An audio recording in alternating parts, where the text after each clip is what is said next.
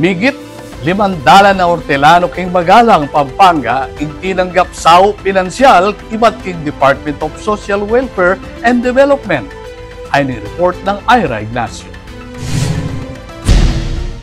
Kabilugang 507 o hortelano king Magalang tinanggap cash assistance at 3,000 balang metong iba't king Department of Social Welfare and Development o DSWD. Metong ing Magalang king manimunang producers ning palay king Pampanga ang mayigit 70% ing karelang agricultural land. Ing pamamye, Penimunan Dairy Pampanga 1st District Board Members Cherry Manalo ang po Christian Halili. Kaya be dyan naman imagalang Mayor Malu Lacson, amemye importansya king agrikultura king ekonomiya ning Balen. Balaos naman ning suportada ring opisyalis ning magalang LGU ang po Kapitolyo, bang ipakiting kapasalamatan kareng mananam kayong karelang dedikasyon ang po kayong pagiging masipag amago bro. Ako po, Ira Ignacio, para King News Force Pampanga.